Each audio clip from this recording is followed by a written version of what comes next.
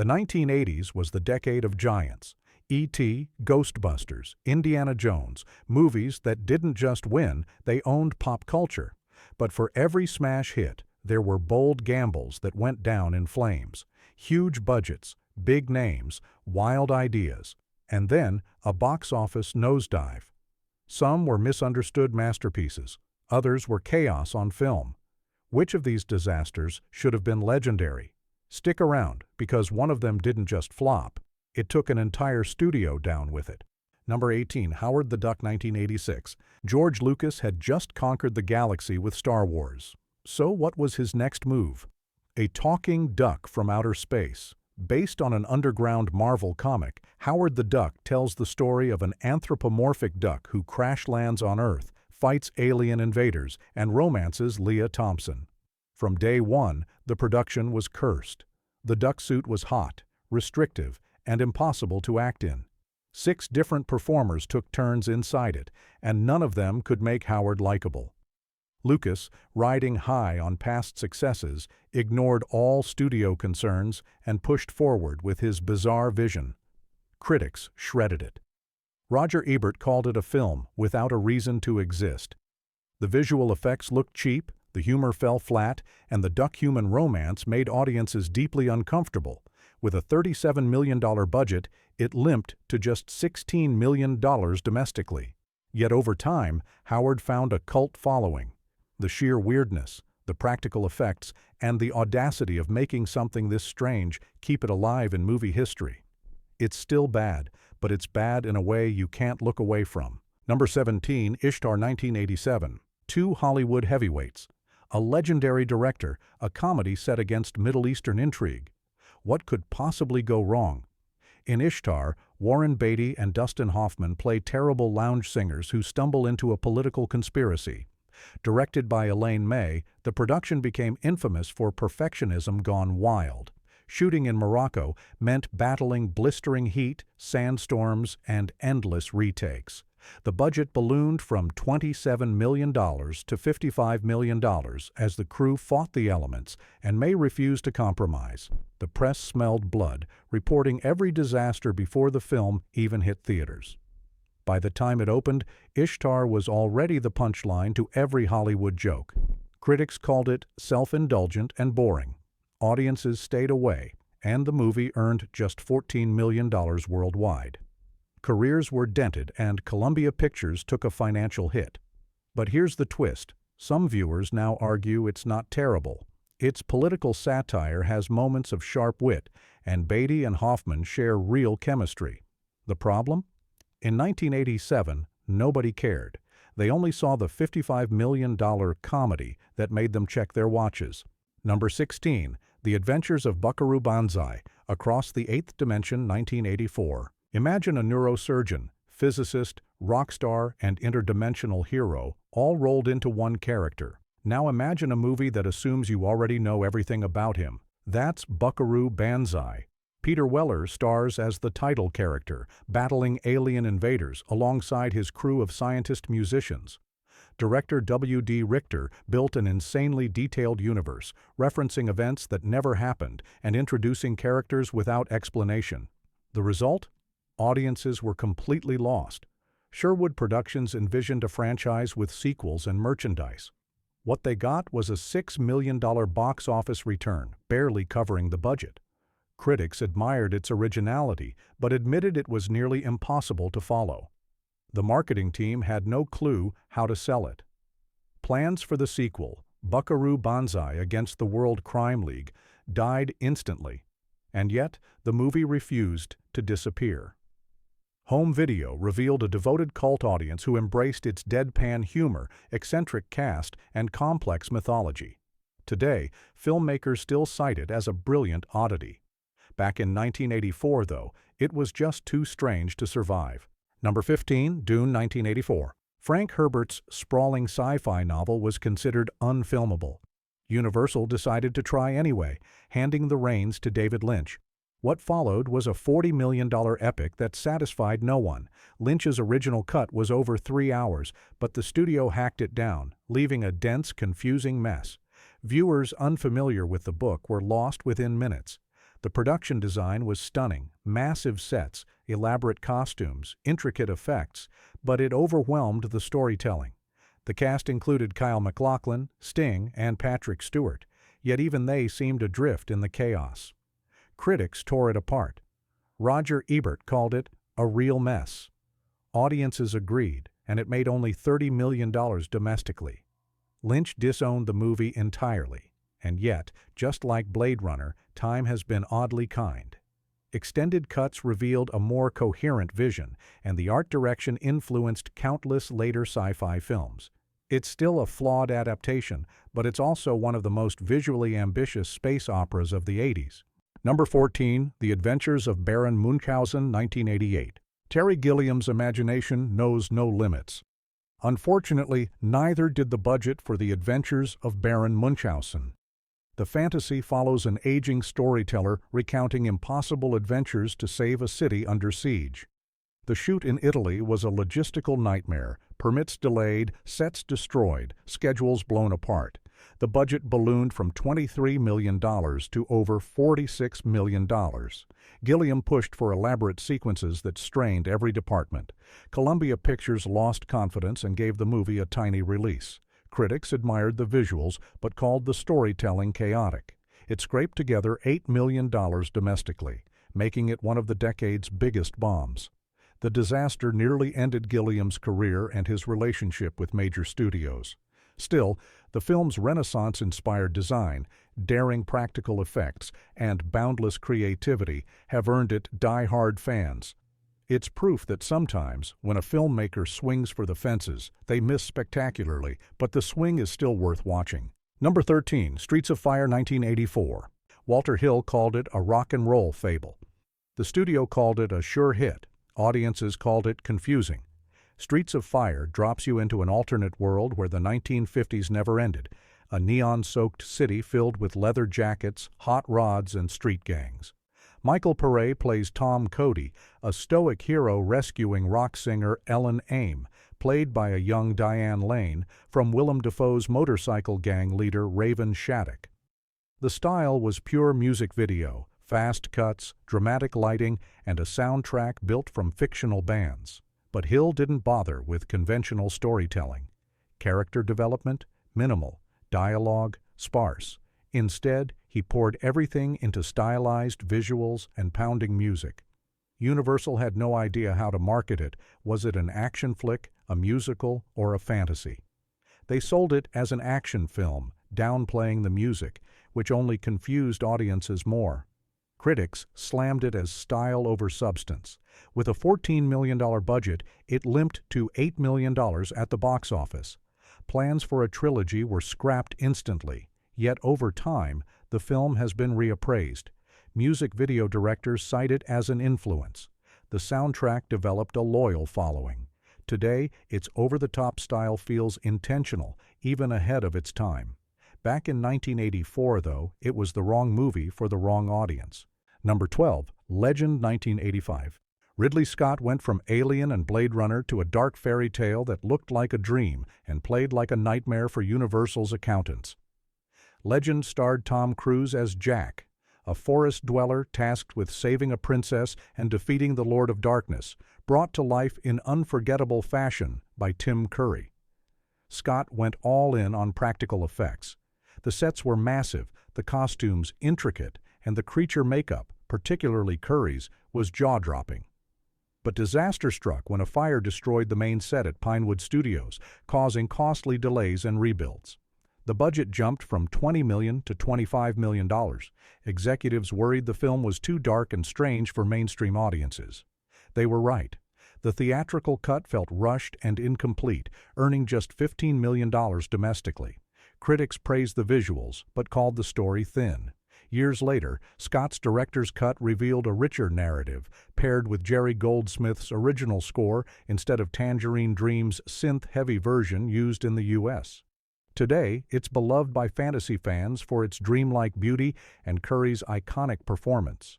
But in 1985, it was a cold day in the box office winter. Number 11, Flash Gordon, 1980. Producer Dino De Laurentiis wanted the next Star Wars. What he got was a comic book come to life, and not everyone was ready for it.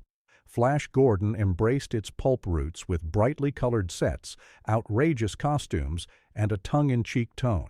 Sam J. Jones played Flash as the ultimate all-American hero, battling Max von Sydow's Ming the Merciless, who clearly relished every campy line. Queen provided a bombastic rock soundtrack that's now iconic. The problem?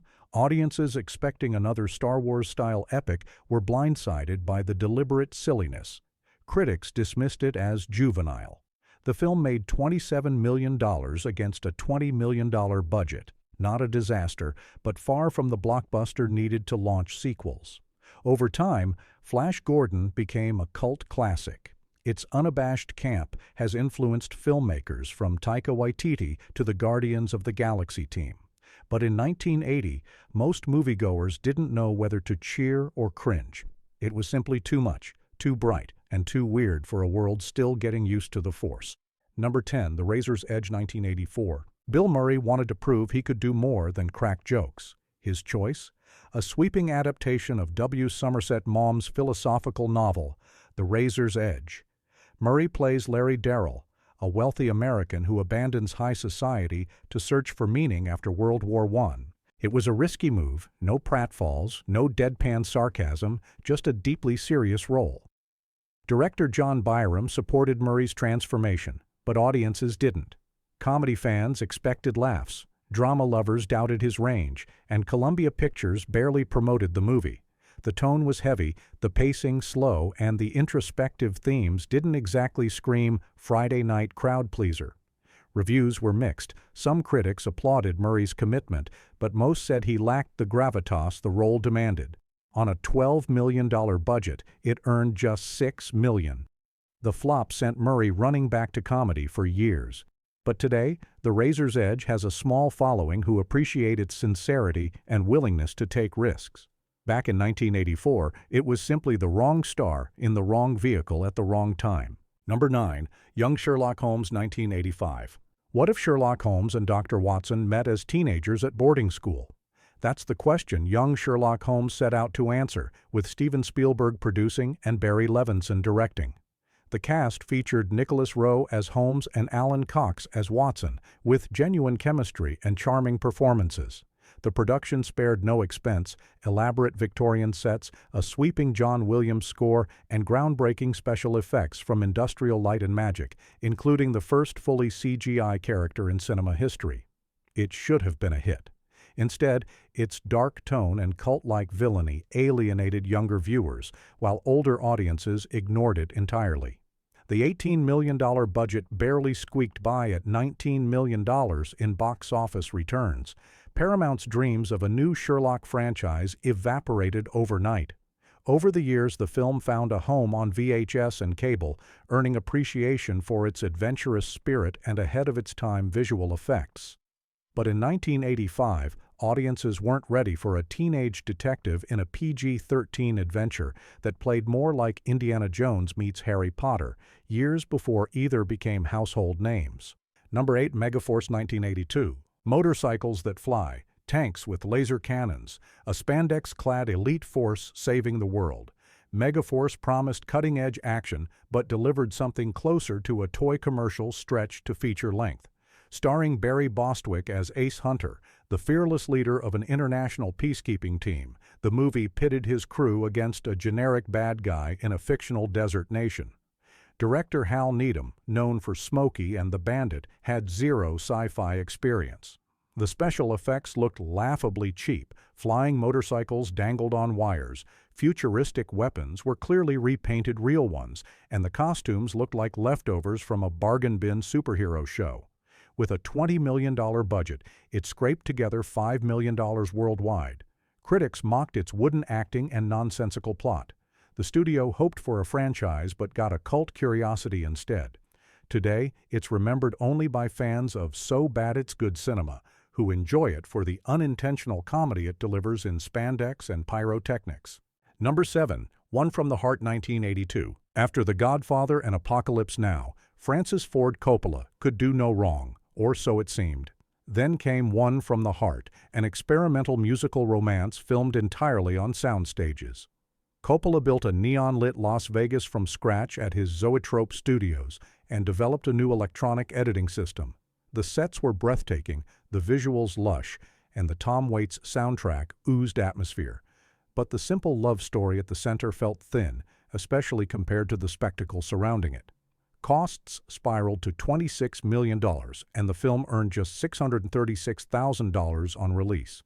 The disaster bankrupted Zoetrope Studios and forced Coppola into years of commercial filmmaking to pay off debts. Today, critics admire its ambition and visual influence on music videos and stylized films. In 1982, though, it was seen as a self-indulgent misfire from a director who flew too close to the neon sun. Number 6. Mac and Me 1988. Orion Pictures wanted their own E.T., but what they got looked more like a fast food commercial in disguise. Mac and Me tells the story of Eric, a boy in a wheelchair who befriends a lost alien named Mac. Instead of heartfelt wonder, the movie serves up a bizarre mix of awkward acting, clunky storytelling, and shameless product placement. Coca-Cola, McDonald's, and Skittles appear so frequently it feels like the script was designed in a marketing meeting. The most infamous scene?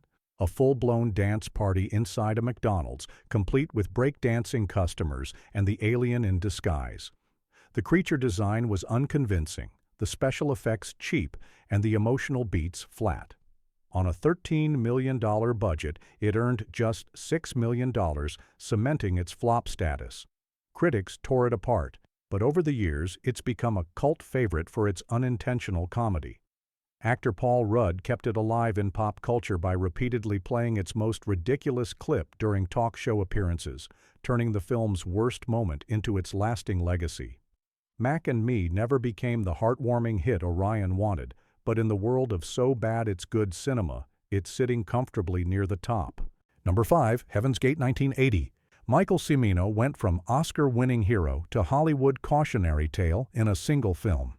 Heaven's Gate began as a modest $7.5 million Western and ballooned into a $44 million epic that sank United Artists.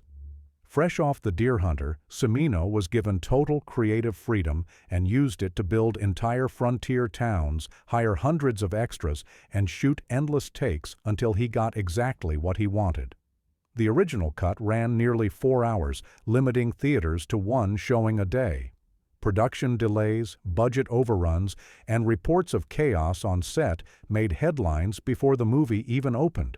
When it finally did, critics tore it apart. Vincent Canby called it an unqualified disaster. United Artists pulled it after a week, re-edited it, and re-released it, to the same dismal reception. Total domestic take, $3.5 million. The failure bankrupted the studio, ended Cimino's hot streak, and killed the era of unchecked director power in Hollywood. Today, the full director's cut has earned a small but loyal fan base who see it as an ambitious, flawed masterpiece. But in 1980, it was less a movie and more a financial avalanche that buried a studio. Number 4. Inchan 1981. Some movies flop because they're ahead of their time. Inchan flopped because nearly everything about it was wrong. This $46 million Korean War epic was financed by the Unification Church and aimed to be both a patriotic drama and a subtle promotional tool. Laurence Olivier, playing General Douglas MacArthur, gave one of his least inspired performances, reportedly embarrassed by the material. Directed by Terrence Young, best known for early James Bond films, Inchan should have had pedigree, but the script was lifeless, the battle scenes underwhelming, and the political undertones off-putting. The religious funding raised eyebrows, and controversy swirled before cameras even rolled. The production faced delays, location troubles, and poor test screenings. When it finally hit a limited number of theaters, critics annihilated it. Roger Ebert famously called it a turkey of the first order. Worldwide box office, under $2 million. The movie quickly became a punchline about excess, hubris, and misguided ambition. Today, it's rarely seen outside film history circles, and even then, mostly as an example of how not to spend $46 million. Number 3. Cruising 1980. Al Pacino, as an undercover cop investigating a string of murders, should have been an easy sell, but Cruising, directed by William Friedkin, found itself trapped in controversy before release. The story follows Pacino's character as he infiltrates New York's underground leather-clad nightlife to catch a killer. Friedkin, fresh off The Exorcist and The French Connection, brought his gritty style, but the film's execution alienated almost everyone. Activists protested during filming, fearing misrepresentation, while studios grew uneasy about its tone. The narrative blurred reality and fantasy in ways that confused audiences. Critics weren't impressed either, calling it both sensationalized and unfocused. Despite Pacino's star power, it made just $19.8 million against an $11 million budget. Not a total disaster, but far short of expectations and reputation damage for nearly all involved. Over the years, some have reevaluated it as a flawed but daring experiment in tension and atmosphere. Back in 1980, though, it was a lightning rod for outrage that never recovered at the box office. Number 2. The Cotton Club, 1984. Francis Ford Coppola's The Cotton Club had everything going for it. A glamorous 1930s Harlem setting, Richard Gere and Gregory Hines in the lead roles, and a blend of gangster drama with musical spectacle. But behind the camera, it was a minefield. Budget disputes, casting changes, and legal battles plagued production. Initially budgeted at $25 million, it soared to over $50 million thanks to lavish sets, reshoots, and constant creative clashes. The film tried to juggle two stories, a mob plot and the club's musical heritage, but neither fully connected. Critics praised the dancing and music, but called the narrative muddled. The film earned just $25.9 million domestically, leaving Orion Pictures with a massive loss. Later, Coppola's director's cut improved the flow and restored musical numbers, giving it more critical respect. But in 1984, the mix of underworld drama and tap-dancing spectacle just confused audiences, making it one of the most expensive misfires of the decade. Number 1. The Keep, 1983. Michael Mann's supernatural World War II thriller had style to burn, but no time to tell its story. Adapted from F. Paul Wilson's novel, The Keep follows a group of Nazi soldiers who unwittingly unleash an ancient evil in a Romanian fortress.